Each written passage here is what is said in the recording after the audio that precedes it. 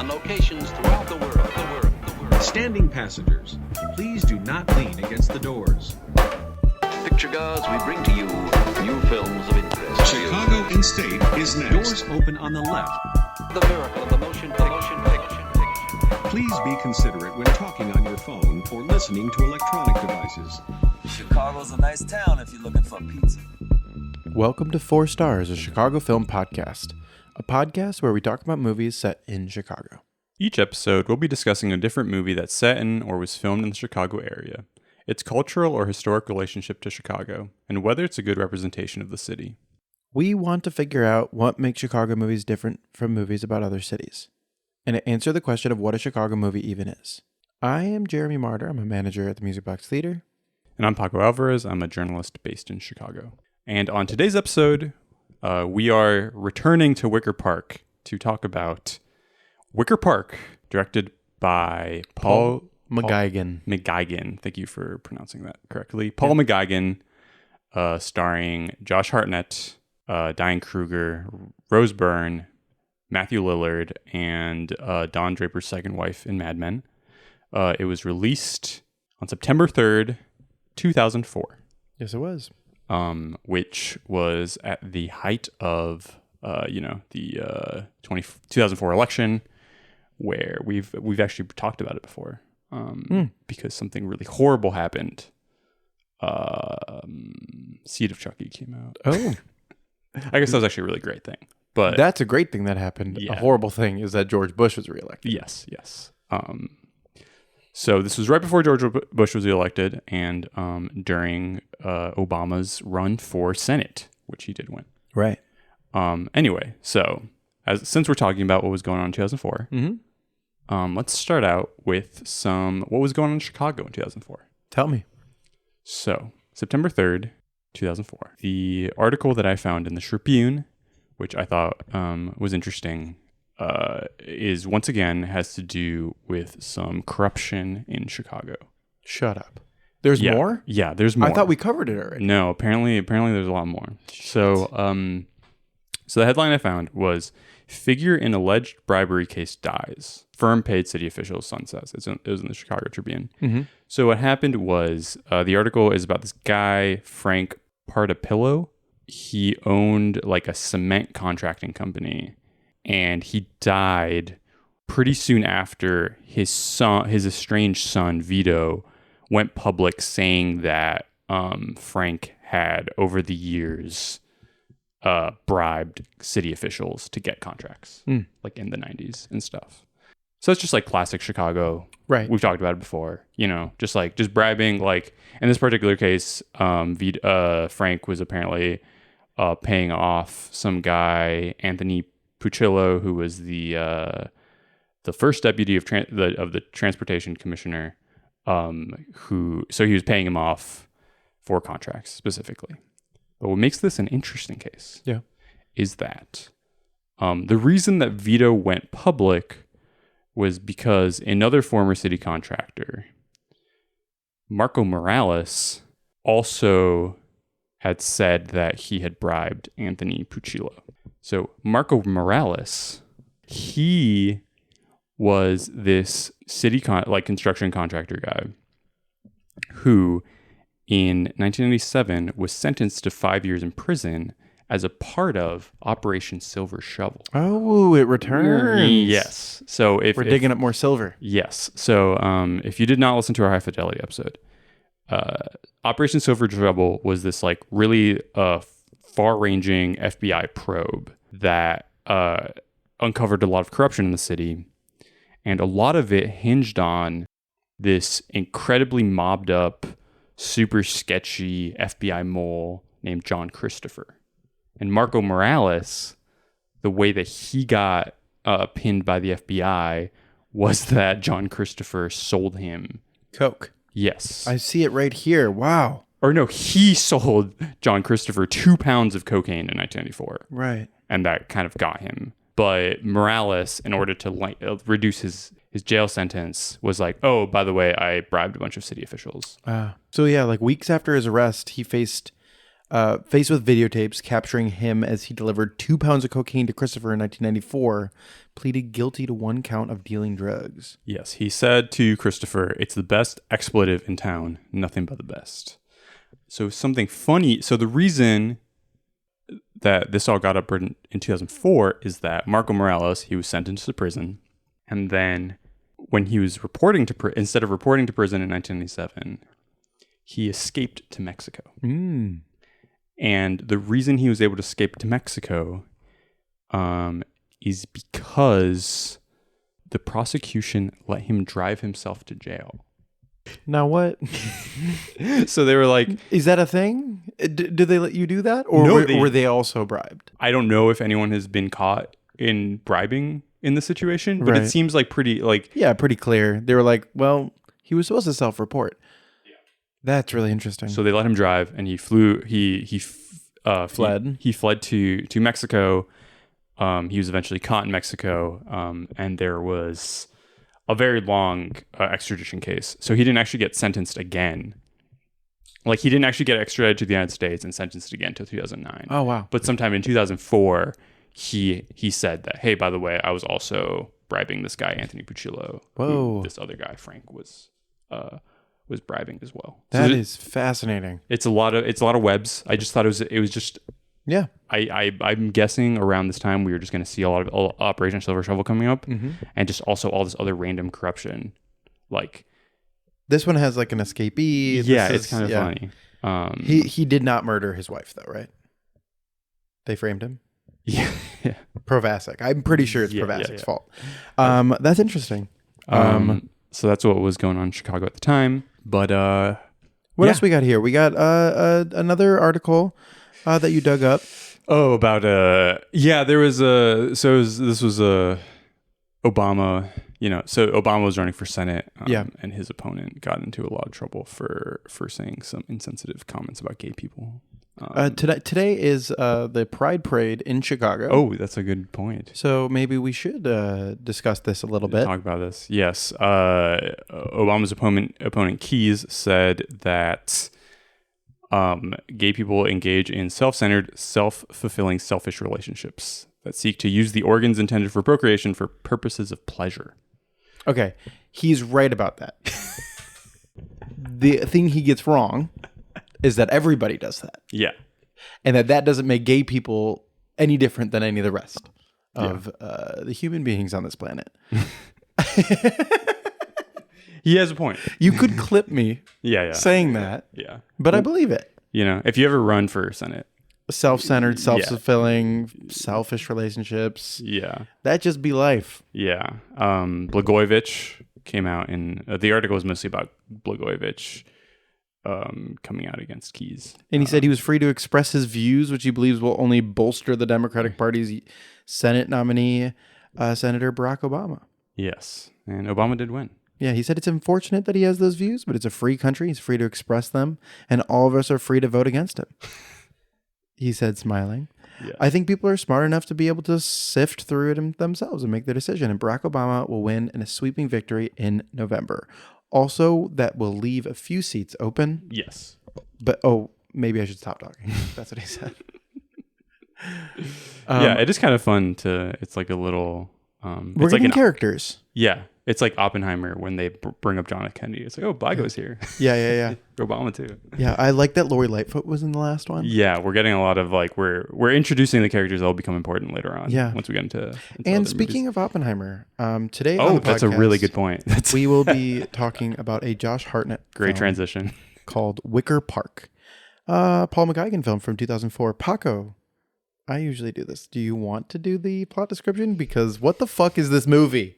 Yes, What Roger happens? Ebert's review famously said, "What the blank is going on in Wicker Park?" Yeah. Okay, so Josh Hartnett plays Matthew. Mm-hmm. He is a Businessman.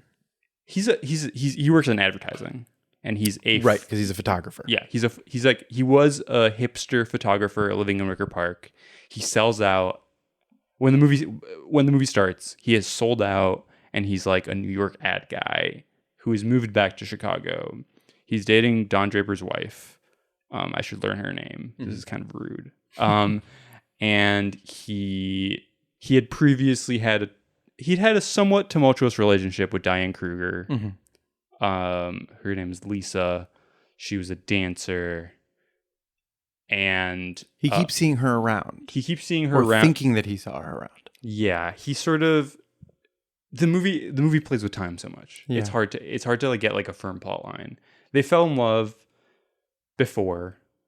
She kind of abruptly left him, and then he was really heartbroken. That caused him to sell out and become an ad guy. Then he sees her again in Chicago when he's going to a dinner for his company, and then he kind of becomes re-obsessed with her. And he enlists his friend Matthew Lillard, to help track her down, and gets caught in a tangled web of Hitchcockian obsession with an actress, played by Rose Byrne. Yes, who is sort of the other main character. So like Josh Hartnett is obsessed with Diane Kruger, and it turns out that Rose Byrne's character is obsessed with Josh Hartnett. There's like a double Hitchcock going on. Yeah, like This movie's it's just overly convoluted. Not that I couldn't track what was happening. The movie goes out of its way to make sure you know what is happening. Yes. This is like a complicated movie, not a convoluted movie, if that makes sense. Yes. Like a lot of plot happens, and then the movie really makes sure that you know what happened. Yes. In a very Hollywood way. Yes. I mean, so I guess we should mention that it is a remake of a 1996 French movie called L'Appartement, The Apartment. L'Appartement. Which I guess in the movie, the apartment is important, but not that important. In this movie? Yeah. More important than Wicker Park, you could argue. Yes, that's true. You could argue that a part of the plot is that there's an apartment that matters more than that there's a park that matters. That's a good point. Why do they call it the apartment? They could have just called it the apartment again. But also, how do we have to like go through each point of this movie? No, I don't think so. Okay. But I do think that we run the risk because nobody's going to go watch this movie. Yeah. No to listen to this. So I think we at least should take a step back. Yes. We should talk about it. We should talk a little bit about a little movie called Wicker Park, which was released in 2004. It was directed by Paul McGuigan. Let's take a step back a little bit and not talk about the movie. Yes. Let's not talk about Wicker Park 2004. Let's talk about Wicker Park in 2004. Oh. In 2004. Yeah. Yeah, let's talk about Wicker Park in 2004. Yes. I really have to get some shoes. So I got to go get on the blue line. Yeah. And find my ass in Wicker Park. No. Yes. I don't actually, the shoe store in the movie, Matthew Lillard famously in the movie works at a Chinese themed shoe store. Yeah.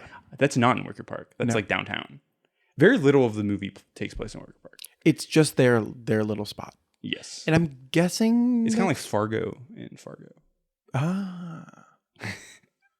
A movie that's just as good as this one. Yes. The neighborhood Wicker Park in 2004 was going through a lot. It was going through a lot. But I wanted to take even a step back further. If you don't mind, if you just trust me here. Wicker Park was part of the Polish Triangle. Yes. So it started out as a neighborhood in Chicago in the 1830s. And it slowly developed. It was sort of spared going into the 1870s, most of the damage of the Chicago fire. And it started getting in waves of immigration of Polish and Jewish residents. And it became a little sort of a neighborhood that they considered like the Polish Gold Coast. Yeah. And one thing that I found really interesting is that they brought a bunch of goats in.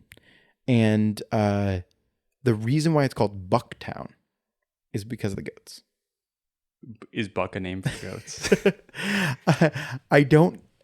I think that like little goats were called bucks. Okay. But I actually don't know that. I do think that context of it being like an upwardly mobile immigrant community that also sort of was part of that like labor force sort of led to like a lot of that, like the identity of that neighborhood for a while. And then it started becoming slowly but surely known as like the hip, cool artist hub that it was from the 60s to the 2000s, till the year High Fidelity was released. And then sort of went through very, very quick and rapid gentrification. Yes. And that's where we end up in 2004. Yes. I think what we talked about in High Fidelity was sort of like that was a portrait of Wicker Park sort of at its height of coolness, but it was also like the last gasp of that. Yeah. And this movie, just within 4 years, the neighborhood has changed a lot. And when the movie was released on that weekend, it was Labor Day weekend, both the Red Eye, which is like like kind of the Chicago Tribune's like more hip version, Sure, and the Sun-Times, both had articles that were kind of a retrospective of Wicker Park, looking back at how much it's changed, using this movie as a jumping off point. And I think this movie is an interesting kind of cultural mirror to like the actual changes that happened in Wicker Park. well, tell me about that part. So, like you just mentioned, like it was like for a while, like into the 90s, it was like kind of this like hip neighborhood that like a lot of artists moved to because it was really cheap. I had a really like thriving music scene. I forgot to mention in our High Fidelity episode, there's this really great documentary called Out of the Loop, which is like a portrait of all these bands in Chicago in the wake of Chicago and Wicker Park becoming this nationwide kind of scene. Yeah, yeah. Like essentially like no one really was paying attention to Chicago music-wise for a while, like through the 80s.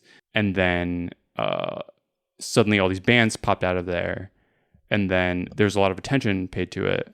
And I think what happened was that a lot of bands were kind of promised big, like, oh, you're the next big thing. Yeah. I think we saw kind of like a mini version of that. Yeah. In the 2010s, I feel like there was like a similar thing. There was another burst of that. Yeah. Yeah. Especially in the hip hop scene. Yeah. And also in like the garage rock scene. And the like garage rock scene. You're absolutely right. Yeah. There was that like sort of like, I think Chicago for a very long time in the art scene was known as a place for jazz. Yeah. And a place for comedy. Yeah. And a place for theater. And music was sort of, and film were a little bit disrespected. Yeah. But there always were those artists who would, develop their voice here. Yeah. And then oftentimes would have to move somewhere else to get that recognition. Yeah, definitely. I feel like the amount of comedians who like use Chicago as a stepping stone is like pretty much like all of them. Yeah, like a stepping stone. Yeah. Yeah. Yeah, I would say that is like an incredibly common route for people even still, is to cut their teeth. We are sort of like a feeder of like, we both like get fed by like all these Midwest little towns and cities, like Minnesota, like someone who might be in a movie that we're going to talk about tonight. And then they cut their teeth here in Chicago, they train up, and then they go other places. Yes.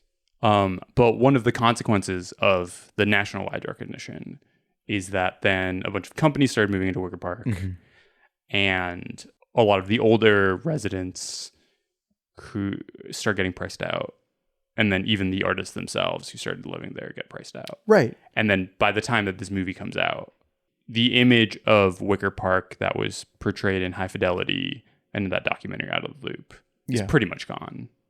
And it is mostly the idea of Wicker Park. Right. What do you call it in the last episode? You called it a simulacrum? Yeah. Like, that is exactly what it is. It is like a little confined little box of the idea of the experience of hipster that you can now experience for a price that doesn't have a career attached to it. I have a friend who, her and her husband own a place in Wicker Park, and I was talking to her yesterday about my thoughts about Wicker Park, and she was like, yeah, I like Wicker Park because it feels like I'm living in a theme park. Yeah.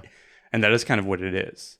And I feel like this movie is a good representation of like the idea that Wicker Park is selling you as this kind of like, what is Wicker Park selling us? Like, let's put like a few words to it, because like we kind of talking around a thing. yeah. But like there was like a garage rock, like I made it big because I don't care. It was sort of like Wicker Park almost was selling the idea of the 90s. Yeah. Like you can both be big and not care, Yeah. you know? And that's sort of like what High Fidelity is about. It's like Totally. like this kind of area of like stunted growth. And like in this movie, Yeah. Artists are living there. There's photographers, there's dancers, there's, you know, all these like different people that have a career. It's like, here's where, like, it's like the perfect neighborhood to live before you sell out. And that's Yeah. kind of what this movie is selling it as. That's interesting about this movie. That Yes. it's like, I did move to New York to work for an ad agency that's going to go send me to China, Yeah. to work on this big campaign. Because Chicago is this like global city. Yeah. But you know, that does represent something. This movie has nothing to say about that No, definitely not. Not at all. But it is interesting that that's what this movie is. Yes. And I think it's also interesting, like, I think the fact that the movie is called Wicker Park and that Wicker Park is even known as a neighborhood nationwide is an interesting just like fact about it. You know, like the fact that like it's very rare that a neighborhood outside of New York or LA becomes known as having this image. Right. You know, it's interesting that this movie even has that aspect to it. Right. And it's taking that, just the name of it is like, Because you understand the idea based on that. Yeah. I do think like the neighborhood went from this like working class thing. That's what they talk about in that Red Eye article. Is that it went from this tough working class personality that also got, you know, bled as like labor got lifted out of the city. It became like a vacuum, like a lot of the other neighborhoods in Chicago. Yes. And the seedier aspects filled that vacuum. There's a very, very silly quote in here that says that it's just as likely to find a cool bar as it is to find a bag of crack. that was someone describing what it was like in the 90s. What it was like in the 90s, exactly. Yeah. And then so what comes with struggle is people with something to say, right? And then what follows people with something to say are the companies trying to capitalize on what people are saying. And I do find like a lot of these companies, and I don't want to just like villainize Urban Outfitters, because Urban Outfitters doesn't seem like that successful anymore. And I don't want to give them the credit of being the villain of this Hill story. But Urban Outfitters is, I think, like their entire business model is capitalizing off the idea of Wicker Park. Yeah. It's like, what if the whole world was Wicker Park? It represents something. Yeah. And I would say like Carhartt too, to an extent. But they were like an actual Yeah, and they working- make quality. Yeah. They They were make like quality items. they were like a brand that got kind of like Bougified. like appropriated by But like they, as a company, targeted yeah. people who wanted to exploit that aesthetic, that working class, I do my job aesthetic, that is a part of these neighborhoods and part of, you know, fashion. Yeah. And you know, I would say same with like Doc Martens, right? Which is like a very good product. They make a good boot. But having a Doc Martens store in Wicker Park makes Wicker Park less cool. Yeah. Like immediately, you don't write a song. For the people who made the neighborhood cool. Yeah. It's like this weird like tension. Exactly. It's like you make a neighborhood cool and then all these stores come in to make it cool for another type of person who wants to buy the image of your coolness without actually having to do it. Exactly. And no one wants to make the neighborhood cool. Yeah. I mean, there actually are so many people who want to make the Yeah, neighborhood. yeah. Like the Rob Gordons and of Wicker Park. But I feel like the people who are actually making you know, like the people who were working artists weren't like trying to prop up the image of Wicker Park. That wasn't the point. Yeah. But the fame and the attention that came with the work that they were doing, the Liz Fairs and whatnot, it had an effect on the way that we now experience that neighborhood. Yeah, definitely. And I feel like that sort of growth and decay, you know, arc happens in almost every neighborhood. And I wonder, like, I kind of imagine it as a like a nuclear power plant of some sort, where it's like the thing that these companies are chasing are that energy, and then the companies are like the way to like harness that, and then they leave this toxic waste in their place. I see what you mean. And I feel like now Wicker Park is like super powered, but for something very ugly. Mm-hmm. And it's like wealthy, Yes. and clean and all these things, but like to what end? Yes. And it's not like you didn't cure the seedier aspects. You just push them out. Yeah. You push them to somewhere else. Yeah. And like, there's always moments where like that comes back. and then they get shocked by that coming back. Yeah. I don't know. I find it, I feel like there are more, I don't think that's an apt metaphor because there's actual uses for nuclear power plants. There's not actual uses for these companies, but, well, I guess, I don't know. People have access to goods at a lower price. I guess like you can make an argument that even though it is bleeding these neighborhoods of their personality, there is a utility to having like an Urban Outfitters. But I don't like what they represent, and well, loathe it's them also as a brand. pushing out like the actual things that it's emulating. Yeah, you exactly. know, like because there's an Urban Outfitters in your neighborhood, there's less like it. There's this really whenever you brought in Urban Outfitters, there's this incredibly funny tweet from Julian Casablancas from the 2010s where he's like, I feel really embarrassed that I love everything at Urban Outfitters. Yeah. And that's sort No, of like, I bought a lot of clothes there.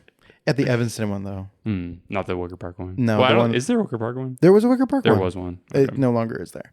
Something, I guess, like kind of speaking to the fact that the neighborhood, despite what it's become, still has kind of a reputation for it. Mm-hmm. I was there a couple weeks ago, like in Wicker Park, like the heart of it, like walking down Milwaukee. Right. And I was at Myopic, and it's still, there's still some great stores there. There's still some there's still some like places. Classic holdouts. Yeah. Same way that Southport does. Yeah. Just like everywhere. There's still like, you can't just like get rid of it completely. Despite the processes that want to. Mm-hmm. But at Myopic, something I was struck by was that like, maybe it's just because it's the summer, maybe I'm just getting old, but I did just feel like there were more young people there who like didn't read. They were just there to take photos and like talk about the fact that they were in Wicker Park at this famous bookstore. Yeah, but now you're just being cranky. Yeah, no, it's like it's hard for me to like it's hard Like for me people to on like their phones. It's hard for me to like separate the thing. It's like, Yeah. is this actually a thing that I'm noticing? I'm sure it is. Or is I'm this, sure you are right. Yeah. It just like, I just noticed, and I don't know, it's a weird neighborhood. I think if they buy a book from Myopic, it doesn't matter. Yeah. Like if they're buying a book to take a picture in the park at Wicker Park, showing that they're reading a cool book, it doesn't matter if it keeps Myopic open. Yeah. I guess my problem was more just like walking around and there were people like on FaceTime with their friends being like, look where I am. And it's like, Yeah, what are we doing here? sure. I think that's okay. I think, I don't know. Like, I don't know if this is an actual, What do we want in Chicago? Like, yeah, that's the ultimate thing. It's like, we want the city to be nice and people to like appreciate it, but we also, we don't want anyone new here. Yeah. And like, you can't appreciate the neighborhoods. I it's like, love gatekeeping and I hate gatekeepers. yeah. And that's not okay. Yeah. Like I do, like whenever I see like a place that I love blow up and then become something else, I get like I get a real stinker. Yeah. I turn into a real stinker. It's like I'm glad that this place, like people are appreciating this place, Of but course. like also like now it sucks because people are appreciating it. There's more but people also here. when I found the place that there was someone Yeah. who was So, pissed at scowling you, at so- me. yeah. So it's like, because I was that little shithead who loved to show off that he was finding the cool spots. Yeah. But I don't know. I also feel like there's also a million spots. So like when I have to wait outside of Kasama or whatever because it was featured on the Bear, I'm getting angry. But I'm also like, yeah, it's probably good for this place. Like I'm happy that Kasama will be around for 20 more years now. Yeah. I do feel like the Bear is kind of similar to Wicker Park 2004 in its representation of the city and like how it's selling you an idea of the city without actually like getting into the city. But we're not talking about the Bear. We're not talking about the Bear. But we were talking about Wicker Park 2004. Josh Hartnett was in the Bear though, apparently. I didn't watch it. I didn't watch it. I didn't watch it there because I I don't didn't like watch it. season 3. Because I don't like it. I don't like the bear. But Guys, we don't really like the bear. yeah, but Josh Hartnett, I think, was in it.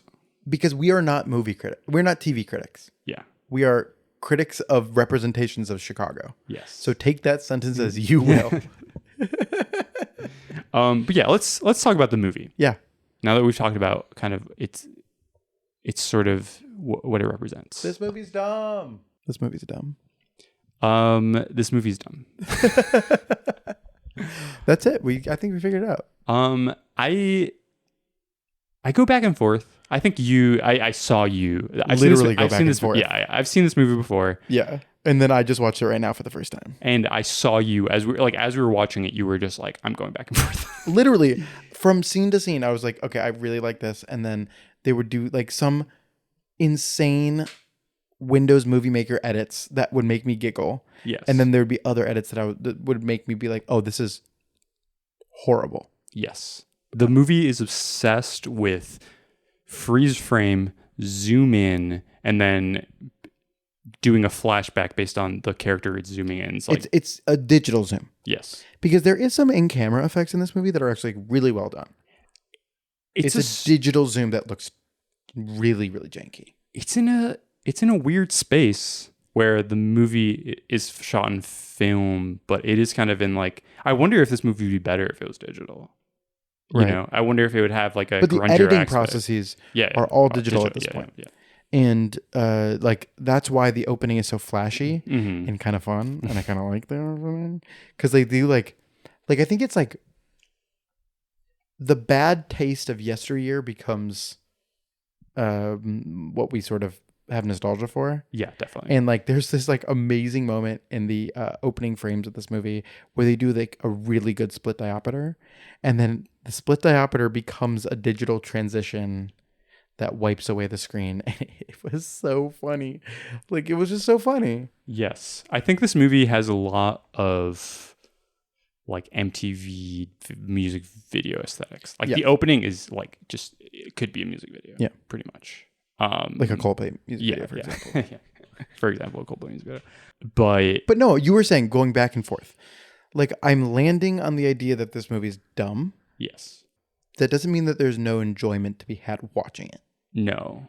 And I do think that like this is like I don't necessarily think we're going to solve this movie. We're not going to figure out what makes this movie great or what made this movie fail or whatever. But I do think it represents a lot of things that we are interested in. Yes. I think if we focus on the Chicago aspect of it. Yeah. I feel like 4 stars, Chicago movie. yeah, Podcast. 4 stars, the Chicago movie podcast, film podcast, Chicago film podcast. Is that the name of it? Yes, It's a Chicago film podcast? Yeah, Do I keep saying movie podcast? no, just right now, Shit. just off the dome. We're not reading. I think we've done enough movies that we can maybe begin to categorize, Some stuff? make categories. Oh, I like categorizing. Which I know you love to do, and I feel like there's movies that are like really going hard on verisimilitude. Yeah. And trying to represent a very specific type of Chicago. A moment. Yeah. Like High Fidelity. Yeah. Is like very clearly trying to represent a very specific time in Chicago and is trying to fit in there. This is a real guy. He lives in this area. Yeah, yeah. And he does a good job at it. 8 Men Out also, as a period piece, is obviously trying to do that. Yes. Then there's movies that they don't care that much about the Chicago-ness of it, but they have really good filming in the city. And they take care to portray the city like somewhat accurately. So it's like My Best Friend's Wedding, Yeah. Child's Play, things like that, where it's like those movies aren't about Chicago, Yeah. but they're good representations of Chicago. Right. And then there's movies where it's like Chicago barely matters. It's incidental. Yeah, and it's more just like they're playing with an idea of Chicago, and that's like working man source code. Yeah. I feel like this movie maybe fits more into that third category. Yeah. It's stuck between the second and third categories, Yes. I think. Because it has some good shots. It has some good like actual like Chicago filming. Yeah. A lot of it is filmed in Montreal. Yeah. You told me that this movie barely had any Chicago stuff. Based on what I remembered. And then we watched it and it was pretty good. What was the movie recently that we were watching because it was a Chicago movie and then we turned it off because we were like... Alligator. Right. It was like a decent movie. And we were watching a decent movie. And that was filmed in LA. that we were just like, this has 0 shots of Chicago. Yes. Nor are they trying. So we'll come back to that one at a later date probably. Yeah. But that's another third thing. Or fourth thing. Yeah. That's like movies that just keep telling you that they're Chicago when they're not. Yeah. I do think this movie says more about Chicago accidentally than it does on purpose. Mm-hmm. Like just by the fact that it is there and the accidental semiotics of it. Like what are we interpreting from the images? What are we interpreting from him being a sellout? Yeah. The movie's not trying to communicate to us that he's a sellout. No. They're just like, this is the natural progression of the career of a photographer. Yes. They go from a broke artist into advertising, and then they go to China and they build their career. Yeah. I mean, it is somewhat interesting that like the catalyst for him becoming a sellout is this like heartbreak that is sort of manipulated, you know? That is true. Like there's an idea that like his true love was photography and Diane Kruger. She broke his heart and then like that's why he sold out. Yeah, but he was a Rob Gordon at the video store. Yeah. You're right. There's like a nostalgia for that kind of starving artist lifestyle. And sort of like, I mean, maybe this movie, I'm giving it too much credit, but maybe this movie is sort of about the idea of Wicker Park as this artist haven. Yeah. Sort of, you know, where it's like Diane Kruger is Wicker Park. And he's sort of like, he's trying to relive that, even though it's gone pretty much. The experience of years past and his new wife represents... Or his new girlfriend, His new girlfriend represents like his sellout nature. And, like, and there's nothing inherently wrong with her. Yeah. But I think that speaks more to the fact that the women in this movie are mouthpieces to his end, other than Rose Byrne. Other than Rose Byrne, who's the other main character. Like a fully fleshed out character, a very interesting, flawed... The movie does a kind of Hitchcockian twist near the middle where most of the movie up until like 50 minutes is entirely from Josh Hartnett's perspective. And then you see a bunch of scenes from Rose Byrne's point of view and you find out that she's been in the background of everything. Kind of like how in Fast and Furious movies, how you just will see that John Cena was in the background the whole time. You know, they kind of do that with Rose Byrne with this whole movie. Is that a thing? Fast 9, yeah. I feel like in each... I saw Fast 9. That happened in Fast 9. Well, like he's in the back. He like bumps into someone. I think they say that he had to do with some of the previous like... Oh, like the previous ones? Yes. I mean, they is do that like with the whole Han thing? And they do that with... for Han? Yeah, I think so. Well, yeah, they also like... they also retroactive do a bunch of stuff with Han. And then the Jason Statham, like they also like... Oh, like did you know he was... Yeah. We should give them tax breaks to film the... I would love a Fast and Furious in Chicago. That would be so good. You know how they've been doing the NASCAR movies here? Or just the NASCAR? The NASCAR movies. You know how they've been doing NASCAR here in Yes. Chicago? What if that was all just laying the groundwork to film a Fast and Furious movie here? That'd be awesome. That'd be great. Yeah. I would love that. Yeah. I mean, they already have it. Like, yeah, just like take an extra day for filming. Yeah, maybe we need to stop the podcast, write a script right now. Yeah. I do find this movie to be an unsuccessful Hitchcock riff. Yes, definitely. I think this movie very clearly wants to be De Palma. Yes. And what happens with a lot of movies, what happens with a lot of trends are that you get like the real deal, right? You get the uncut real thing. And then you start to get the little riffs on that thing, like a Tarantino. Or I guess it more accurate in the Tarantino thing is that you have like the 70s exploitation era. Yes. And you get the runoff of it like Tarantino. And then you get the absolutely awful riffs on not the actual thing that inspired Tarantino. Yeah, but the Tarantino. But the Tarantino itself. And you have those, and this movie is one of them.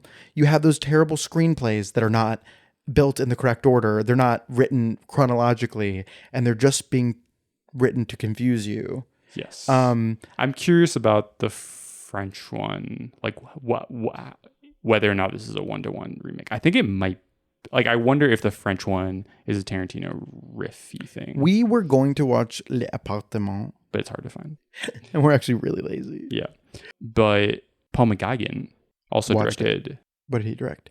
Lucky Number 11, Okay. which is a very direct Tarantino riff. Okay, so I liked Lucky Number 11 when it came out. Like, that was a very, very, like, I would watch it very late night on... There was, like, a summer where Comcast. It wasn't even Xfinity at that point. Comcast fucked up something with our bill, so we got Showtime. We got all the premium channels for free. Showtime, Stars, HBO. They were just like, as part of like us fucking up your bill. Yeah, you get a bunch of these, and it was like I watched so many movies, and that was weirdly like lining up with me figuring out what weed was. And Lucky Number 11, which was probably like. This was probably like 4 or 5 years after Lucky Number 7 came out. Yeah, that came out in like 2006. So this was more like 2010, 2011. Yeah. I would like watch that movie kind of a lot because it would be on a lot. Yeah. And I'm in love with Lucy Liu currently. Yes. And she's so good in that movie. And Josh Hartnett's really good in that movie. He's good in that movie. That movie, I think, utilizes Josh Hartnett a lot better than this movie utilizes Josh Hartnett. He has a working relationship with McGuigan at that point, probably. Yes. And I think also like his character in Lucky Number 11 is sort of like a more charming goofball type of character. In this movie, he's kind of like a shy guy who's sort of creepy. But that movie has the same thing that this movie has, which is a reveal midway through. Yes. Where it reframes everything that you've seen throughout. Yes. And I don't know if I like that McGuigan touch. That's the type of stuff that in high school I really loved. And now I'm just really annoyed about. Because I think it undermines a lot of the stakes of like the beginning of something. Yeah, just trust your audience. But I really liked Slevin. Like, it really worked for me. Mm-hmm. Maybe I recognized a little bit too much of myself in it. Not the plot of it. Not the rabbi that Ben Kingsley plays, but the, or his queer son. They don't call him queer. They call him many worse things. That movie is really homophobic. I found that movie to reflect a lot of my writing styles, which were definitely Tarantino runoff stuff, the stuff that I would sort of play around with screenplays. So me ragging on that style now is maybe self-criticism. Yeah, it's like killing your father. Yeah. And I do think you have to move beyond that. That's very teenage of the form. And to bring it full circle, this movie is not a riff on Hitchcock. It is a riff on Brian De Palma movies, or the runoff of Brian De Palma movies. Yes. And it's PG-13. Yes. So it's not actually the seediness. Yes. It's not actually riffing on the things. Like, if this movie would have committed to the Chicago grime and the things, the finding the bag of crack, as was so delicately put in the Red Eye article, the things that made the neighborhood, or the characters who would inhabit the neighborhood, a little bit more creative and on the cutting edge, but also a little grimier, and made them more flawed, it would actually be in the lineage of De Palma instead of just referencing them through shots. Yes, definitely. And I mean, part of the problem is that it's not just riffing on De Palma, it's like riffing on a French movie that is like riffing on, there's like so many like layers of it. It's so far removed from it being an original thing. Yes, definitely. And that's not to be said that there's not things to enjoy in this movie if you like it. Like, no, it's really, it's stylish, it's fun. I was thinking about this in terms of like with High Fidelity, where it's like High Fidelity, there's two types of like older movies where it's like either a movie is like a time capsule, like High Fidelity, or it's dated. Yeah. And this movie was very dated. But that's not always a negative thing. No. But it's also like, it's nice. There's a lot of like moments where it's like, it's kind of, there's like a nostalgic quality to it watching it now. Yeah. Where it's like, it's kind of nice that there was this movie for teenagers that kind of was tackling like somewhat serious topics. Right. You know, that isn't just about like stupid teenagers. I think like what you're saying here is that sometimes movies are timeless. Yeah. And sometimes they're a time capsule. Yeah. And time capsules are dependent on what's in the time capsule. Yeah. Like, did you put something like an old vintage poster in the time capsule, or did you put like fruit that rotted?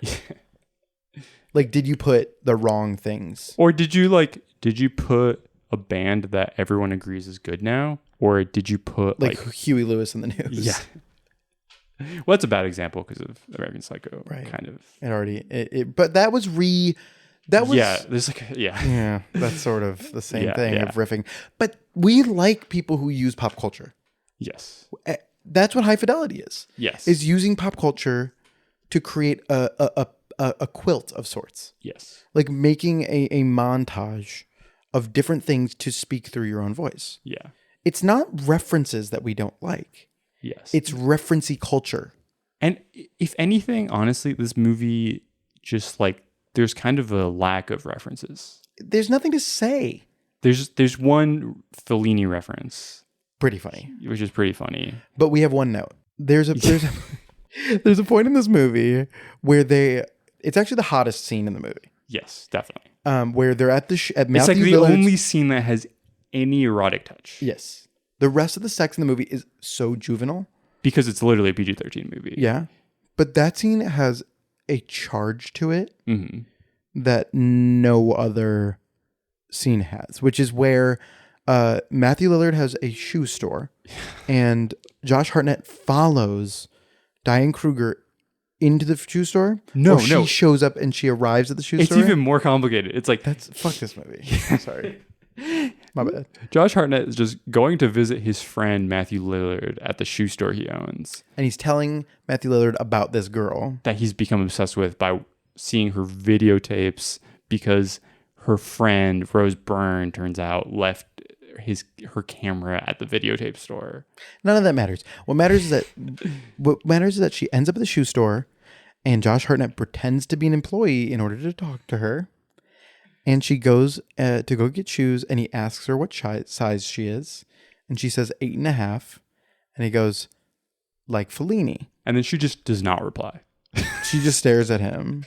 And he goes, no, That's that's not his shoe size. It's a don't worry about it. That's probably the most relatable part of the movie. That's not the sexy part though. I need to get to the sexy part. The sexy part is that she takes her shoe off and she puts her foot directly on his leg Yeah. as he slips this shoe onto her.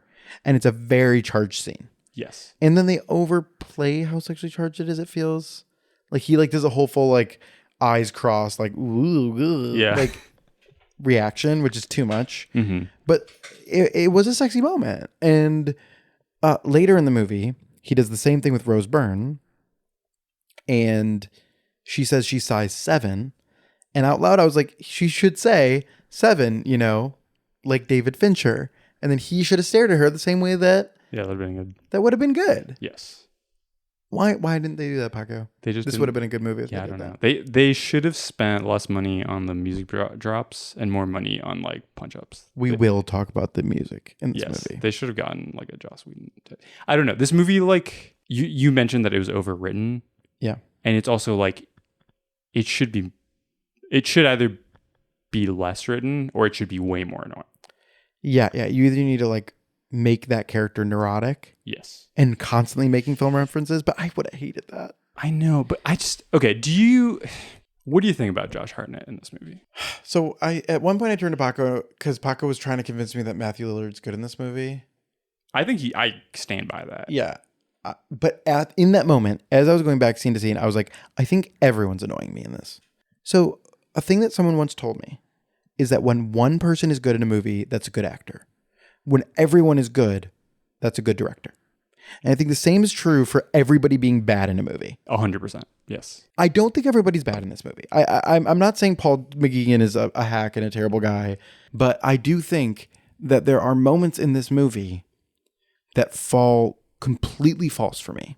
And I think that there were moments with Matthew Lillard where they were like, oh, he's the comedy guy. He's going to carry the scene with his improvs that were driving me crazy. And I love Matthew Lillard. I think he's really great.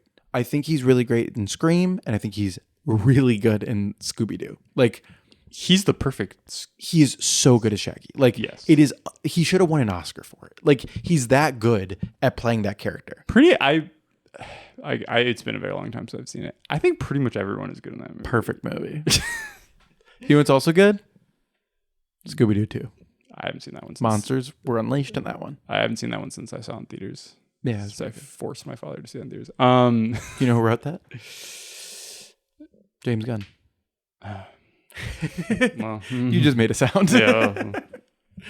But yeah, I mean, what I like about Matthew Lillard in this movie overall, Yeah. maybe not scene to scene, is that I do think, I mean, I love him. I just love watching him in movies.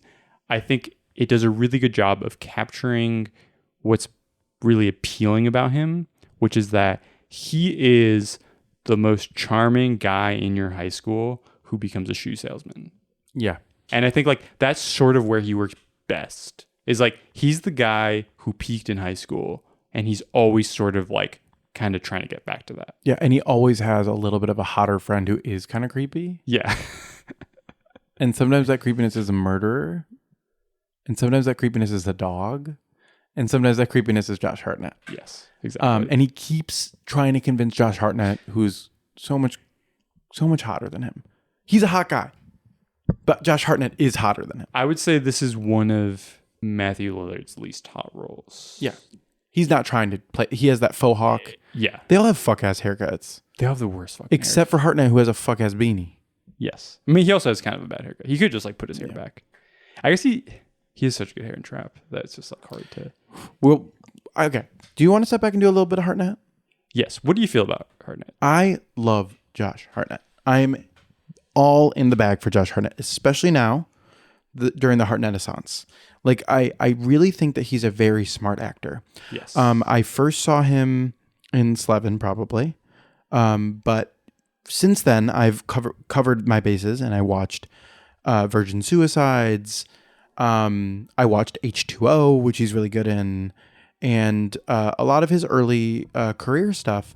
But I completely understand why he took a step back from Hollywood and was like, stop pigeonholing me. Because there were a string of movies in a row where they set him up to fail. And I think that starts with Pearl Harbor, which I think he's pretty good in. Never seen it. It's really bad, Paco. I think whenever we do the Transformers movies, I'm gonna have to fucking watch everything by him. Okay, I'm a soft Bay defender. I don't know about you. Ambulance is like one of my favorite movies of the I was decade. very close to putting it on my best of the since 2000 list. But whenever Ambulance, it's hard. It's hard with him, where it's like sometimes I'm really tests us. Yeah, but do you know who else tests us? Josh Hartnett. Jesus Christ. Oh, sorry, I don't know. I'm not a true patriot, but I do dabble in patriotism, and I do find him compelling, even when I find him repulsive, because so much of his aesthetics are so opposite of me. Mm-hmm. But I would say that's almost true for a lot of my taste. I'm not very like the David Lynch aesthetic is not my aesthetic. You know, there's a lot of my favorite directors who I don't like reflect myself in. Mm-hmm. And that's completely fine. I think, like I don't need to interrogate all of Tony Scott's like stuff. I agree enough with like his style and the way he does stuff for me to be fully on board. I just compared Michael Bay to Tony Scott and David Lynch all in one swoop. But by that, I meant these are people who make movies very different than my lived experience. And I like movies by all these people, as different as they are. And I think what Michael Bay does in Pearl Harbor is so terrible. Like, truly one of the worst movies I've seen. It's both Oscar bait and dumb Hollywood bullshit. And it completely loses all personality. But I think like Ben Affleck suffers more from that than Josh Hartnett, who's pretty locked in that movie. Yeah, I mean, I think most movies he's good in. Yeah. I would say, except maybe this movie. I struggle with him in this movie. Yeah. Even though I also agree. I'm full in on Josh Hartnett. Yeah. I think so. This is 2004. Yes. What else happens? Like what else is going on in his career at this time? So yeah, like you mentioned, Virgin Suicides. I think that was like his breakout, as well as H2O. Those are around the same time. And then The Faculty. He has one of the craziest haircuts in The Faculty I've ever seen. He and Clea Duvall look the exact same in that movie. It's so strange. It's like a Trinity and Neo situation in that movie. I know. And he's really good in it. I mean, I like that movie. That movie's really fun. He's really good in it. I once watched that at the Music Box after one of the craziest shifts of my life. It was during the 24 hours horror marathon shifts. Nights at the Music Box where they play 24 hours of horror movies in a row. And that was the first movie where I got off my shift. And I went up to the balcony to watch it. And I was so excited. And I went in and out of sleep for the entire movie. And to this day, have no idea what the full plot of The Faculty is, but I know that I like it. Like just it's going a good in movie. and out. Yeah, it's pretty solid. He's good in that. I think around this time he developed a few years ago. You told me for an idea for a podcast you wanted to do. Was it about Chicago movies? No. Okay. Each episode was going to be focused on a different star who they tried to sell us on. Oh yes, it was called To All the Boys We've Loved Before. Yeah. Yeah. And I sort of feel like Josh Hartnett around the time of this movie was being sold as this heartthrob, like this next star. And I think a lot of his choices kind of reflected that. Pearl Harbor, Black Hawk Down, like that kind of thing. Yeah, but he's good in Black Hawk Down. He's good in most things. Yeah, but you're right. There's a thing that Hollywood does where they find that germ of an idea, the germ of people liking something, and then they try to sell it to you. And it's like, we don't need to be sold on that. Like we like him. Like instead of letting a career naturally progress, they kind of like force it to happen. Yeah, that happened with Jude Law. That happened with so many people. And like there was good actors who got caught in that trap. Yeah. Chris Klein. Tom Hardy. Chris Klein. Sorry, I was trying to make someone. It's funny. No, but that's true. Yeah, there's someone like 100%. Jai Courtney, for example, who you and I hated. I don't know if you remember this. In Die Hard with a Vengeance. No. Yeah, I think you're right. A Good Day to Die Hard. A Good Day to Die Hard. Yeah. He plays Bruce Willis's son in that, and Yes. it's one of the most disastrous. Or I mean, it happened to one of my current favorite actors, Sam Worthington. Worthington? Yeah. Sam Worthington's one of your favorite current actors in one other movie outside of Avatar. He was really good in the Unabomber TV show. He was really good in that Mormon Andrew Garfield TV show. No idea. He's a what you're really talking good TV guy. Okay. I'm going to have to believe you on that as a not a TV guy. But Hartnett was sort of caught up in that, and I think he pushed back because he said no to some of the biggest roles offered to him. I know he was offered Superman. He would be really good at Superman. This movie, what I was thinking about in this movie, there's a lot of scenes where he's like bumbling and stuff. Yeah. And I don't buy it. But it makes more sense to me if he was like a Superman guy pretending to be bumbling versus like, that's Josh Hartnett. Like, why is he shy? You know? But I feel like he started saying no to a lot of things, which probably cost him a lot of roles. But he also like started saying yes to a lot more interesting, more complicated stuff, which not all that stuff aged very well. He played Iago, or I guess Hugo, in the adaptation of Othello that was called O, directed by Tim Blake Nelson, which I just found out, which is crazy, and is currently on the Criterion Channel. Yes.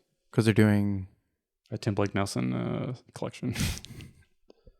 Of all the Tim Blake Nelson movies, yes. Which is very fun. But he did like sort of started saying yes to more complicated, interesting roles, which don't always work, but I feel like shows that he has like, he's a thinking actor. He thinks about the way that he's being portrayed. And there's in the Red Eye that came out when this movie came out, there was a profile of him, and there's an interesting part where he talks about how he's being sold in Hollywood. Yeah. And there's the article mentions he also knows that fame is fleeting. Today's heartthrob can quickly become yesterday's Ricky Martin. Ricky Martin, Catching Strays. And it quotes him as saying, "For me, I don't really take it personally, I guess. If I resented it, I'd be stupid." Yeah, and he was like, he made People's Magazine's 50 Most Beautiful list. Yeah, he in knew 2002. He understood what he was being sold as, and he was trying to not really like buy into that. Right, And he didn't take it personally. I think a lot of these guys like get a chip on their shoulder. But one of my favorite parts about the Hartnessance is that he understands and weaponizes that sex appeal. Definitely. Trap, which I think is fantastic. He completely knows his angles. He knows what he's doing. He trusts M. Night, and he understands that taking his shirt off in a pivotal scene means something to the audience that will add to how intense that moment is. Yeah. And it's not an ogle thing. It is what will make this unsettling in a horror sense is that we are thinking about him with his shirt off. Yeah. I do find this stretch of his career where he's in Oppenheimer, he's in all these Guy Ritchie movies, and he's in that Plane movie. Did you watch that? I did not. But I support it. He's bleach blonde hair. Yeah. He's got a fucked up tooth and he's punching people. Like, Yeah. not probably won't watch it, but like I support it. And like that was sort of like the Rose de Guerre or whatever that one's called. Like, I'm not gonna watch that. I'm sorry, Guy Ritchie. Your dad will watch it. My dad will definitely watch it. So maybe I need to ask him what he thinks. Yeah. But I do find like his performance in Oppenheimer to be one of the best. Definitely. There's like that whole middle sequence where Oppenheimer is becoming radicalized, and you need this like corn-fed Minnesota boy Yes. to come in and be like, "What are you doing? Yeah. America's at stake." Yeah. And it like kills dead this like streak of Radicalism. in Oppenheimer that creates such a complicated legacy. Yes. And that's what you need. Like, Yeah. he's so good and he understands what he has to do. He weaponizes his gap tooth. He's just, he's a special actor. Yes. But in this movie, I sort of think he's Miscast. or miswritten. I think there's like seedier elements to him in a movie like Trap that this movie kind of doesn't tap into enough. I think it's he does a lot of creepy shit in this movie. Yeah. At some point, he breaks into a woman who it is Diane Kruger's apartment, but Rose Byrne is there, turns out. Yeah. And there's a lot of shit. I mean, he's like an obsessive character. And I think he can play the kind of Jimmy Stewart-ness of it. Yeah. Where it's like, oh, here's this wholesome guy who is like, he's kind of creepy. But the movie, I don't think is written for him to be like that. Do you want to hear 3 other people who were going to be cast in this movie? Go ahead. Paul Walker. Uh-huh. Yeah, I think that's terrible. Yeah. I think that's the worst version of this. Josh Hartnett's better than that. Yes. Freddie Prinze Jr. Also, it would be interesting. I don't like it. I don't think that that's better than Hartnett. The third person I'm going to name is better than Hartnett, I think, for this role. But that would be interesting if Shaggy and Fred. I do think that's interesting choice. When I was watching this movie, I did think like this movie would be better if all the actors were the actors in Dawson's Creek. Yeah. I also wonder if this movie would be better if all the actors were the actors in Scooby-Doo. Scooby-Doo. Like if Diane Kruger was Sarah Michelle Gellar. Yes. And Cardellini was Rose Byrne. Yeah. Oh, that would be so good. Cardellini would kill it. I think Rose Byrne's great in this movie, but Cardellini would kill it. Yeah. The third person who I do think would be really good in this movie is Brendan Fraser. Yeah. Fraser. I think he would be really good in this. I think he sort of is that sort of he is very similar to Hartnett. Yes. I don't think I'd like him more than Hartnett as an actor, but I think like there's something about him. I think he can very play. similar. I think he can play kind of like goofy, shy better than Hartnett can. Yeah. Yeah, there's something about that. Like that element. Like there's a large part of the movie where Hartnett is kind of like this bumbling guy who like can't talk to Diane Kruger. Yeah. Like I don't really buy that for Hartnett, but I do buy that for Brendan Fraser. Have you seen School Ties? No. School Ties. He's playing a Jewish character in it. Okay, and he gets like an anti-Semitic, like he gets hate crimed. Yes, but he's like he's actually really well cast in it. Is he Jewish? He's not. Okay. He's really well cast because he's like the most passing Jew. Well, because he's not. But yeah. But no, in the movie, I Yeah, think yeah, it's like really good because he's like the quarterback that they bring in from a tough working class family that like he is able to pass in this very WASP school and environment. And Brendan Fraser like has that like bumbling ability, but he also has that like firm core. I don't know if in that version he couldn't play the seediness of breaking up with his advertising wife or girlfriend. What? Yeah. That. What? Just made the connection. Yeah. That Josh Hartnett is in advertising, and she plays Don Draper's wife in Mad Men. Wow. What is her name? We need to find this. Yeah, we need to find her. Eventually we'll look it up. I think she's good in this type of role. Yeah. I think she's fine. I think just the movie has no use for her. But let's hop from a Hartnett, who we both agree is very good, to Diane Kruger. Yeah, what's your opinion on Diane? Jessica Pear? She's Montrealese, Quebecois. She's Quebecois. Yeah. So she was probably right at home in this movie because it was filmed in Montreal. Quebec. Yeah, what do you think about Diane Kruger? I like Diane Kruger quite a bit. I think we all fell in love with Diane Kruger in the year 2004 when the movie Wicker Park was released, because also another movie was released called National Treasure. But she had a very successful career. She was in Troy. She played Helen of Troy. Rose Byrne was also in Troy. Who did she play? That's interesting. Yeah. But Diane Kruger, very interesting actress. I think she is, sometimes used as like a placeholder for like the most beautiful woman, which is, I think, Fair, yeah. Yeah, I think she is a more interesting actress than that.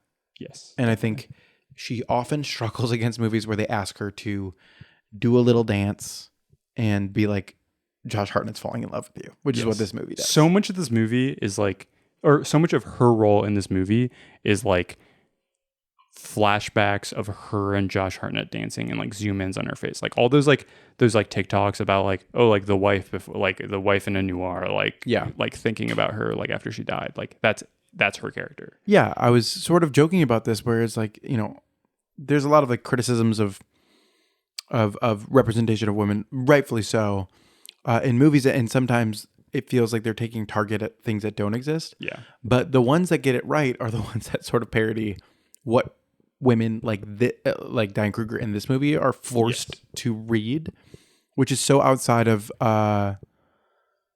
any sort of reality. Diane Kruger kind of feels like she doesn't have a life outside of Alec, and it's always very circumstantial of when she has conversations with Rose Byrne. Yes.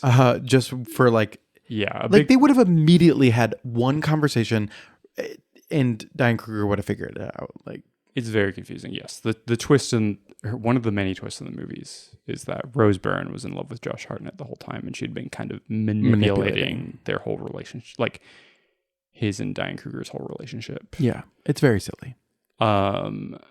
She deletes, but what are your thoughts on Diane Kruger? And then we'll move on to Rose Byrne. I mean, yes, I also had a huge crush on Diane Kruger, probably from National Treasure and Inglourious Basterds, that type of thing. She's so good in Inglourious Basterds. I think she was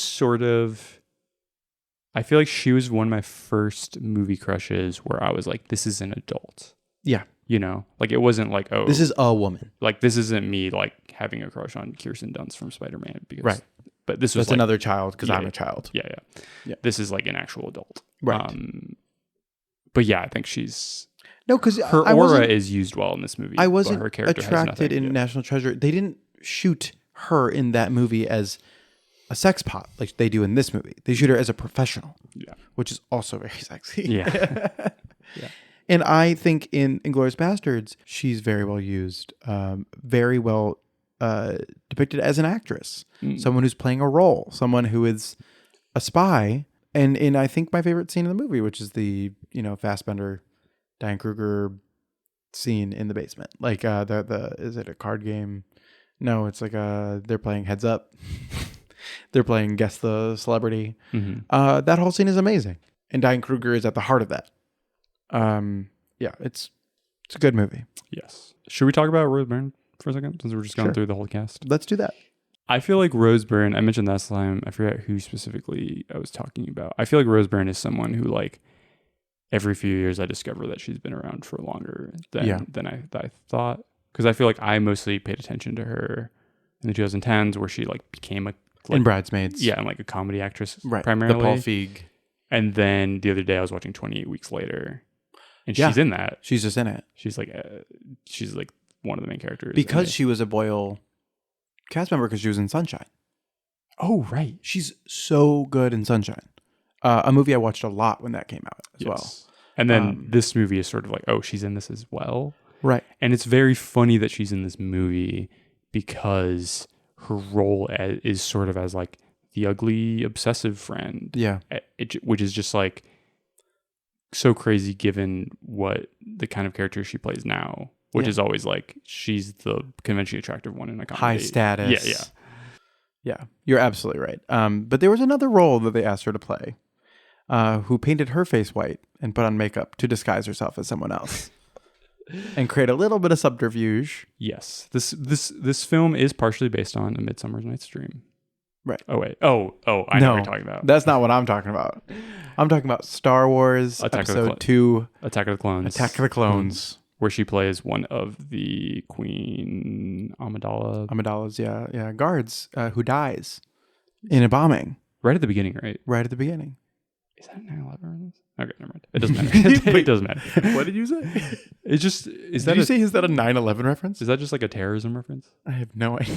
Do you know what I'm talking about? We don't have time to dig into it. We're talking about Wicker Park. That's so much funny. of this is like talking around Wicker Park. Like in the same way that this movie doesn't talk about Wicker Park. It's just like so much of it is just like, what is going on? But as we said, Rose Byrne is the only one who seems up to the task of this movie. 100%. They write a real role for her. Yes. In a role that is largely unbelievable. In a role where she plays literally an insane woman. Yeah, they're like, actors be crazy. But I think she puts some real heart into it. Heart into it. And like, I think you end up somewhat sympathizing with her. Yeah, you at least empathizing. Yes. She's wrong and does terrible things to get what she wants. Yes. She's the villain of this here story. Yes. So Kevin Spacey. That was not Kevin Spacey. That was Tom Hanks in Elvis. Okay. There are many who think that I'm the villain of this here story. Oh, I see. I understand now. That'd be awesome if this movie was all voiceover with Rose Byrne saying that kind of stuff. Yeah. Let me defend myself. I do wonder if this movie would... This is that type of bad movie where the whole time I'm just like, if they just had made some slight differences, like some slight changes, this would like be notched up a few stars. Yeah. And I think that I wonder That's a if big like one. if she was more of a main character, if she was like more clearly the main character, if there wasn't this kind of Hitchcockian twist where like she becomes the main character, I wonder if it was more from her perspective, it would make more sense. Kind of like, I think I said this while we were watching. I wonder if this was more of a my best friend's wedding thing. Yeah. It would work more because there would be more stakes. Because otherwise, it's just Josh Hartnett kind of being manipulated by this evil woman into not being able to love the love of his life. I think the core of it is that the story is not that interesting. Yes, I agree. I think this movie requires someone with a more deft touch.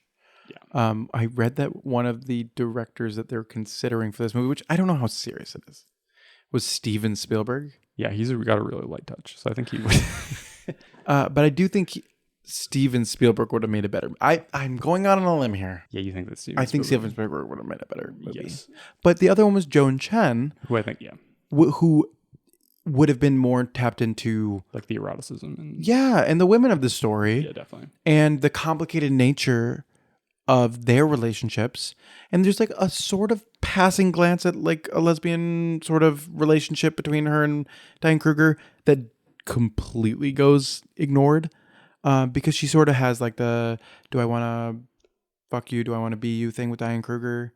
Yes. Also, I just remembered the first half sort of insinuates that there's like another guy involved.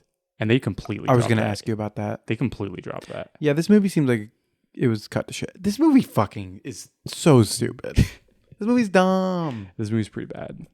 But it's kind of fun moment to moment. It's fun moment to moment. There's some really fun stuff with Rose Byrne mostly. I think when Josh Hartnett is like sleeping on the couch and she just like takes off her clothes. It's so interesting. There's also like that whole stuff with like her Shakespeare play where like they're like the sort of like there's a major plot twist sort of surrounding the idea that we don't recognize who Rose Byrne is. Which maybe in 2004. It makes sense. I'm not like nitpicking that. Yeah. I can follow the movie there. Yeah. Where like Josh Hartnett doesn't recognize her. I get that. Or it's more like we're not supposed to, maybe we weren't supposed to recognize that Matthew Lillard was dating her because he was. No, that's what they're trying to convince you is that they do that whole surrounding shot, but it's like no one sounds like that. Yeah. And I guess that she's like supposed to be putting on a voice when they're like when they hook up, when Hartnett and Byrne hook up. I don't know. How can anyone who didn't watch this movie follow what we're saying right now? Yeah, I don't know. I mean, we mostly have not been talking about the movie. Yeah. Okay. I think I have a fix. Okay. Tell me the fix. I think that if you just drop Jessica Paré, hair, Don Draper's wife, and have her be the Rose Byrne character and have their whole yes. So he is now married Rose Byrne. Or been dating her. Yeah. And then Diane Kruger comes back into his life. And then he realizes that his whole relationship has been kind of fucked up. But here's where I don't understand. You're absolutely right. I think that would just like add stakes to this movie that just doesn't have anything. Here's where the movie falls apart. She does this horrible act of not delivering the letter that Diane Kruger writes to him. We sound insane. We sound insane. There is a huge part of this movie where Diane Kruger has left. We're kind of doing what the movie is doing. We're like we're like zooming in. We're like mentioning something. We have to zoom in to explain the backstory. We have to explain the backstory of what's going on so you can understand the stakes of it. So let's zoom out. Paco grew up in Argentina. Yeah. And then moved to Cicero at the age of 6. 4. Let's zoom back in. 4? Yeah. I thought you were 6. No, it's 4. Okay, zoom out. So the letter. The letter. Okay. There's a huge part of this movie where Diane Kruger gets a job in the traveling production of Cabaret. And so she has to quickly move out of town. Do you think it's the same production that Alan Cumming was in? Yes. Willkommen, bienvenue, welcome.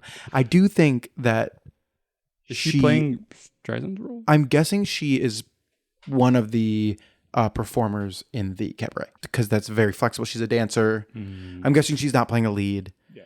Because as we can see in the Rose Byrne DV footage, she's not that good of an actress. Yeah. Not Diane Kruger, the character she's playing. But I do think there's a huge part of this movie where Diane Kruger says that she doesn't have time to tell Josh Hartnett over the phone that she's leaving town because her flight is in 2 hours. So she writes a letter and she gives it to Rose Byrne, who's supposed to deliver it to Josh Hartnett. She also gives Rose Byrne a key to Josh Hartnett's apartment.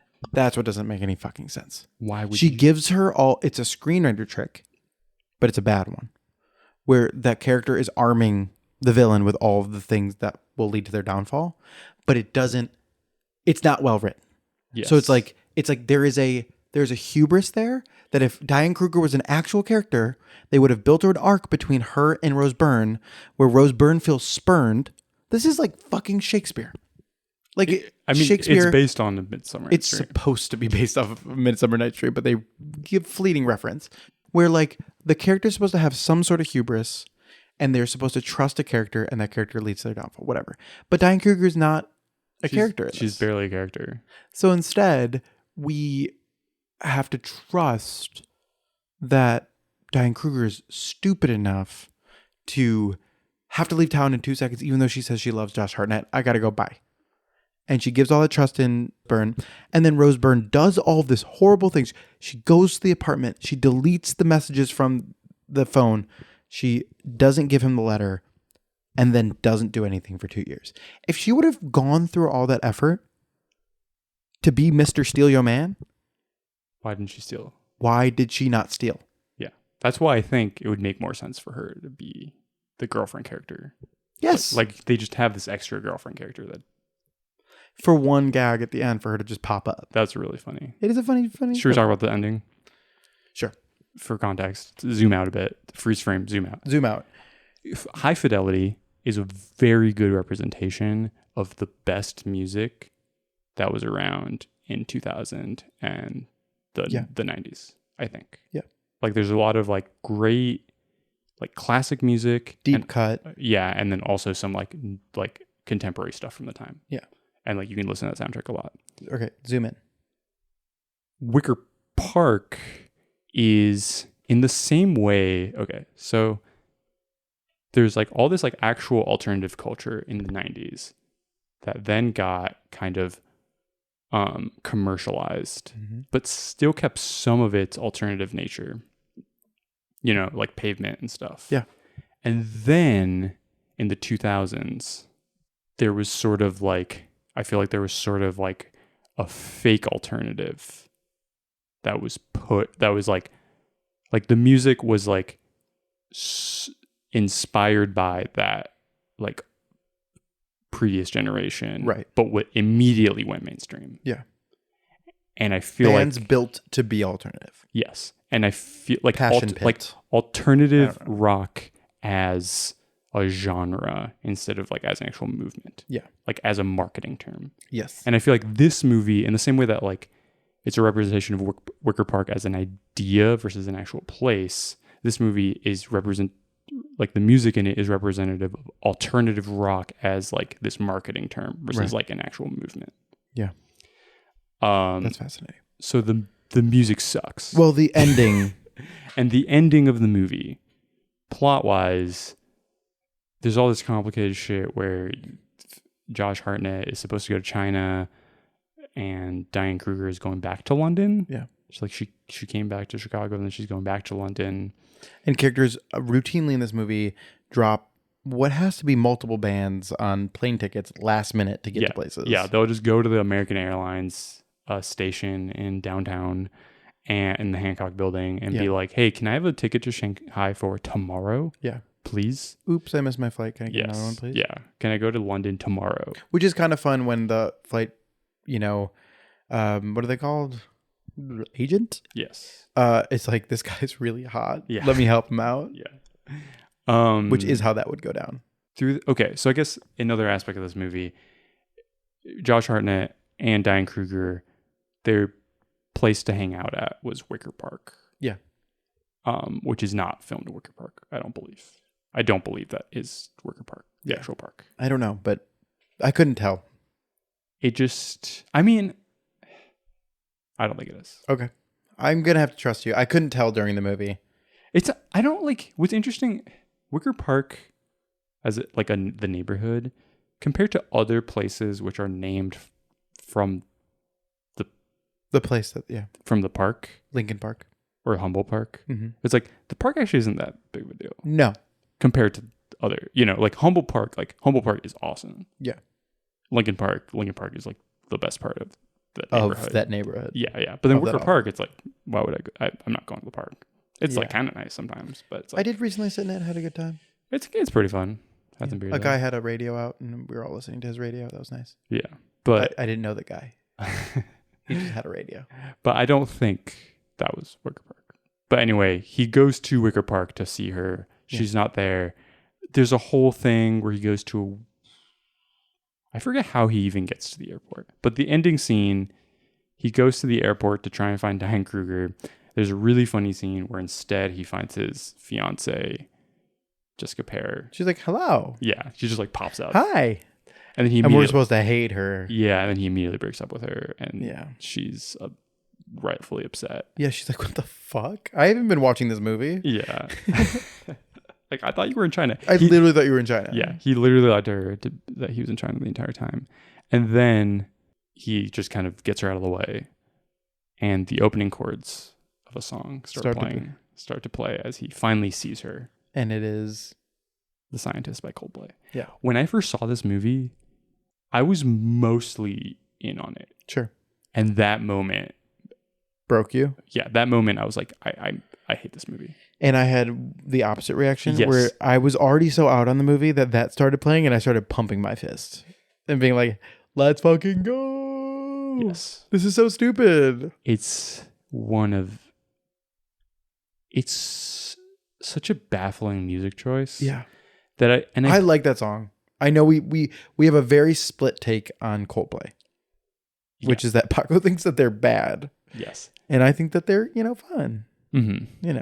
And I think that by choosing that song, it sort of front loads a lot of the issues with the movie in that it's chasing too much a particular like kind of mainstream image. Yeah. I think. Coldplay's not cool. No. It's like if you want to go for a cool choice there, Yeah. you don't play Coldplay. Yes. And I think the movie's trying to be cool. Yes. Do you think the movie's trying to be cool? In that moment? It's trying to be heartfelt? Yeah, definitely trying to be heartfelt. And I think it adds like a level of irony to it by playing Coldplay. That maybe at the moment Was it completely wasn't. unaware of. Yeah. Do you remember the Willie Nelson cover of The Scientist? No, that sounds awesome. Okay. This is very revealing for me. Someone who came to the right conclusions about things through the wrong channels. That cover played for a Chipotle ad during the resurgence of Chipotle, where they were trying to differentiate themselves from McDonald's. And it's an animated ad that is about a farmer and like got to bring it back to the start. And it, I'm sure, has aged like milk. But at the time, I was like, this is so fucking profound. Like, this is so interesting. And so I downloaded that onto my iPod. Mm-hmm. And it's a great cover.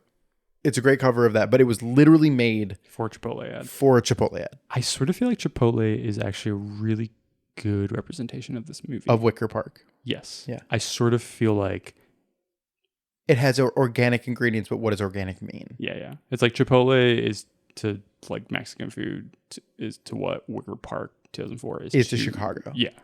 So what you were saying is that Wicker Park 2004 is the Chipotle of movies.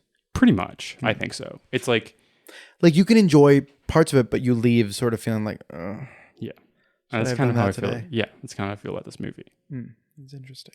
Where it's like it's really stupid. And I think The Scientist kind of It fits. Yeah, it fits into how stupid that movie is. Yeah. Come up to meet you, tell you I'm sorry. Yes. You don't know how lovely you are. It kind of represents the movie if you think about it, when you Paco. think about it, yeah. Let's go back to the start and then we'll zoom in digitally. It would have been you kept mentioning it would have been awesome if there was like one more Person. Well, Yeah. and they Should have revealed that. like that third guy who is that they dropped completely. Yeah, there should have been a third twist. Third man. Yeah. This should have been the third man, the movie. I should have watched The Third Man. Yeah. The third man is kind of like that. Just like there's constant wrinkles and you recontextualize. Oh yeah. That's actually true. There was we talked with Keith last time about soundtracks to films. Yeah. And how sometimes they're really good, like the high fidelity soundtrack, and other times they are a representation of all the bad music from the time. And he brought up the Mission Impossible 2 soundtrack. Limp Bizkit. Yeah, Limp Bizkit. And there was a soundtrack for this movie. And even though they got the rights to the actual Coldplay song for the movie itself, the soundtrack has one of the worst covers I've ever heard. And I will play a small clip of it right now. I like Coldplay. I don't know. They have like 4 chords that they play. And they... I don't know. It's I just... like Coldplay? It's they're kind of like the Wicker Park 2004 to Radiohead. You know? It's like... Yes, but like they have more songwriting. Are they Mormon? Or am I thinking No. of Imagine Dragons? They're better than Imagine Dragons. Imagine Dragons is the Chris Wicker Martin- Park 2004 to Coldplay. Chris Martin is a more skilled musician and artist than Imagine Dragons. That's a little rude. I'm not saying he's a great artist. I'm saying he's like a very savvy music mind. Yeah, definitely. I just think that Imagine Dragons is the Coldplay to Coldplay. Oh, like in that direction? Yeah. Like in the same way that like there's like this is like a riff of a riff of a riff. Like they're a riff. So of a riff. Coldplay to, I'm sorry, Radiohead to Coldplay to. That kind of thing. Aren't they Christian? Am I wrong? No, they just have that vibe. They just like would be played at a Christian. Yeah.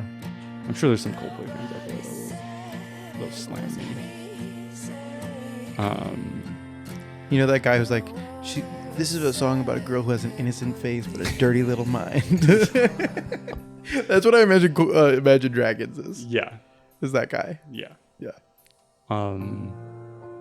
What else? Yeah, what else is in Wicker Park? Wicker Park.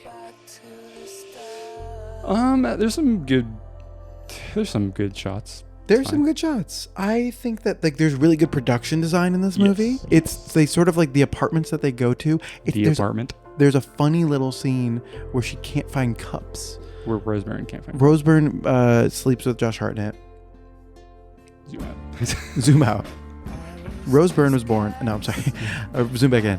Roseburn decides to trick Josh Hartnett into sleeping with her. And then after that happens, she's like, "Oh, I'll make you coffee." And then they're actually in an apartment that's not hers, so she can't find the mugs. So she puts it in like a little mimosa flute, like a little champagne flute. Yes. And that's fun. Yes. I like that. The eponymous apartment from The Apartment, 1996. Yeah. In this movie, the apartment is supposed to be important, but you never see Diane Kruger in it. No. Like her earlier scenes in an apartment, the one that she lives in, that's across the way from Rose Burns. That's a different apartment that the one that Josh Hartnett is in later in the movie. Yes. And so I feel like it's like, okay, so there's multiple, I don't know. There's so many ways. This movie is so confused.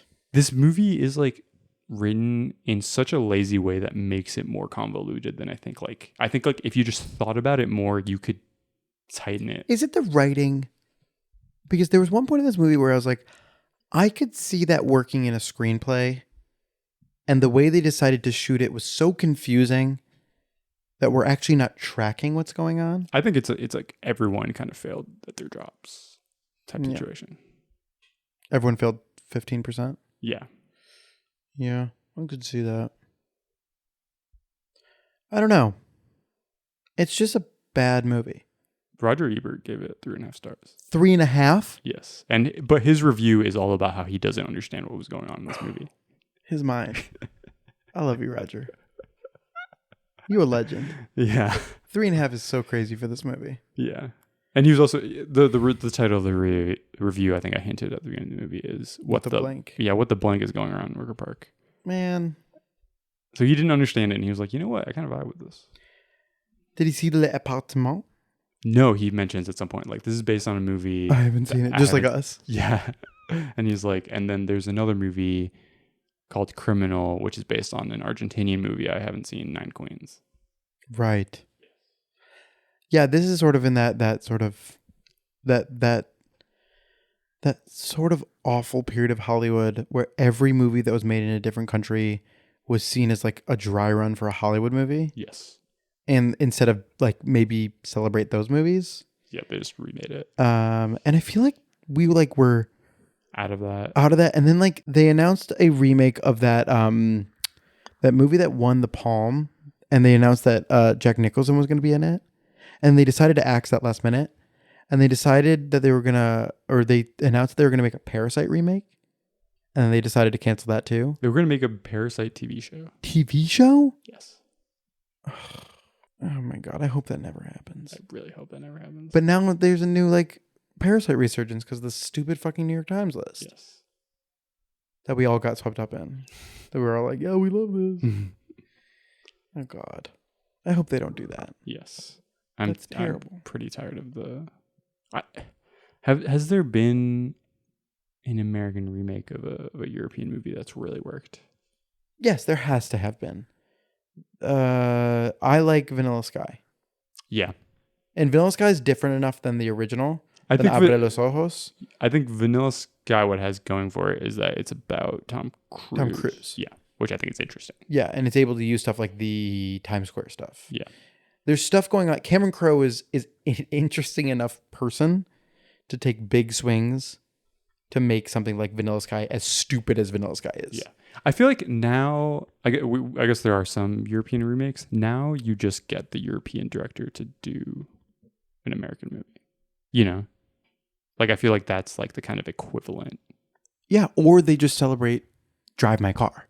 Yeah. Like, you don't need to have an American version of Drive My Car. Okay, but what if Drive My Car Starred Adam Driver. Yes. And Scarlett Johansson. It's just Marriage Story. Marriage Story again. Okay, there have been actually a lot of good remakes. Are you looking at a list? I forgot that Sorcerer was a remake of a French movie. Oh yeah, yeah. Okay, there are, but like you have to like do your own thing. Yeah, yeah. Highest to Lowest coming out this year, which I know some people who say it's a banger. Who've seen it? Yeah, I know some people who've seen it. Ooh, The Ring. Oh yeah, I prefer The Ring. There's some good ones, Girl with the Dragon Tattoo. but there's also some horrible ones. Yes. Old Boy. I haven't seen that, so Yeah. I have no comment. Dinner for Schmucks. One of the worst movies I ever had to watch in theaters. That makes a lot of sense that it was a fucking... It's a French movie. Yes, that makes a lot of sense. There's some really bad ones. Okay. Yeah. Blanket statement. Blanket statement. That's already disproven by this movie. Okay. I think you can remake a European thriller. Yeah. You cannot remake a European comedy. What's an example of an American thriller that works? Girl with Dragon Tattoo. Yeah, Sorcerer. Yeah. Not this movie. No. I guess like who knows what the The Departed. That's it. This is a Japanese movie. It's not European. Chinese. It's a Chinese movie. You're right. Yeah. Hong Kong. Yeah. But I think comedy is harder to transpose onto a different kind of cultural milieu. Oh, remember? Because comedy's so specific to a time. I'm about to do a flashback for you. Okay. Zoom in. Do you remember the Bryan Cranston remake of that French movie? Oh my God. The Untouchables. Awful. Was the Untouchables or the Impossibles? The Untouchables. No, The Impossibles, the one about the tsunami with Tom Holland. Okay. The Untouchables. Yeah. But here's my hot take. Both movies bad. Both movies bad. The original's bad. The original French movie is bad. Yeah. But I just like that's a good example of like how you just the European sensibility just does not work when it comes to comedy. What about the Tom Hanks one? A Man Called Ove. I didn't see that. I didn't see either. So I wouldn't. Yeah. I didn't see either. Okay. Music Box Films released The Man Called Ove. Wasn't that like their most successful movie? Mm-hmm. Yeah. Until Ephus. No, I'm pretty sure it's actually A Man Called Ove is still way more popular. And Ida won an Oscar. Right. Okay. Should we finish up talking about Wicker Park? We just all of our most interesting parts of this conversation have not been about the movie. It's like anytime we try to talk about this movie, it's like sorting a labyrinthian puzzle. Yeah. Okay. Ah, man. This movie, like... Okay. Again, it has moments. Like, there's like those shots where they zoom around a character's head and then like it like changes colors. That I think is kind of interesting. Like, and maybe like that's the McGuigan flourish. And we didn't get enough McGuigan movies for that to be followed through. I don't know. Wicker Park. What are your Closing final thoughts? Yeah, closing thoughts.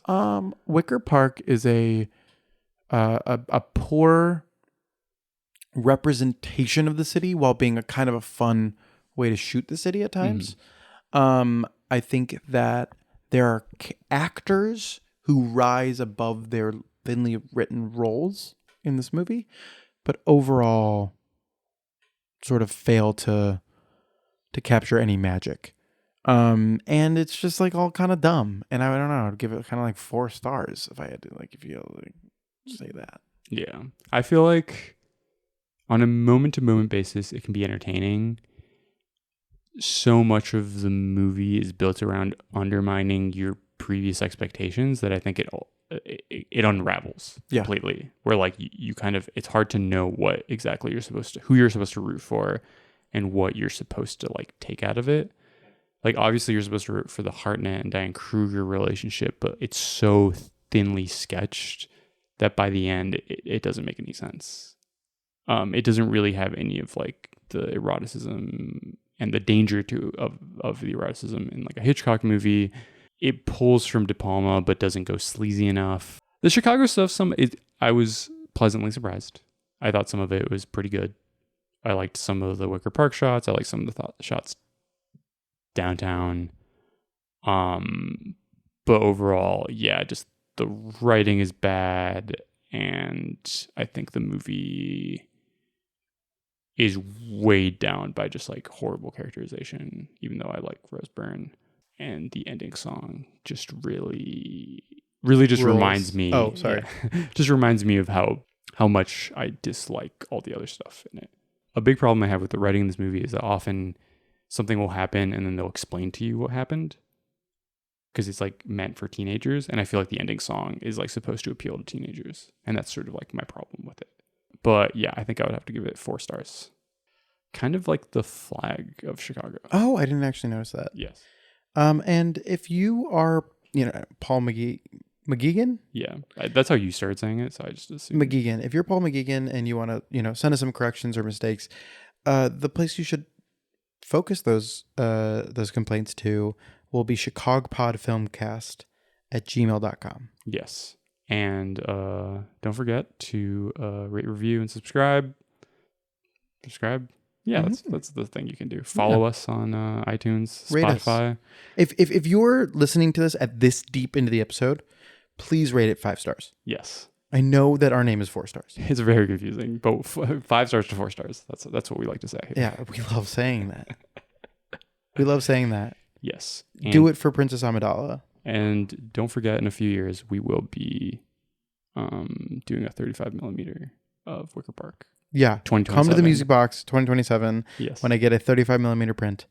And that's a good point, Paco. Maybe this will be coming out in mid-July. I have some programming at the Music Box Theater. You should come see the fabulous Fleischer Tunes. We're doing a restored package of Fleischer Tunes. That's like, Popeye, Coco the Clown, Betty Boop, Superman. There's so many great Fleischer tunes. So come to that screening. That's on July 26th at 11:30 a.m. That's part of a series called Animated Adventures that I've been doing.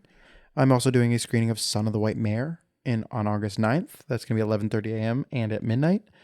That will also be followed up with a screening of Waitress in August. So that's part of the food and film series that I run at the Music Box called Clean Plate Club. Do you have anything that you want to pitch? Don't forget to go to Wicker Park and just walk around. I kind of feel like I need to do Wicker Park like the due diligence. I need to like go around Wicker Park, find the places that I love in it.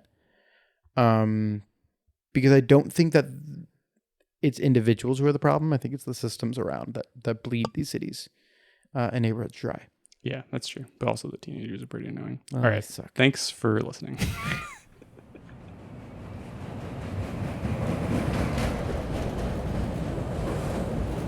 Please be considerate when talking on your phone or listening to electronic devices.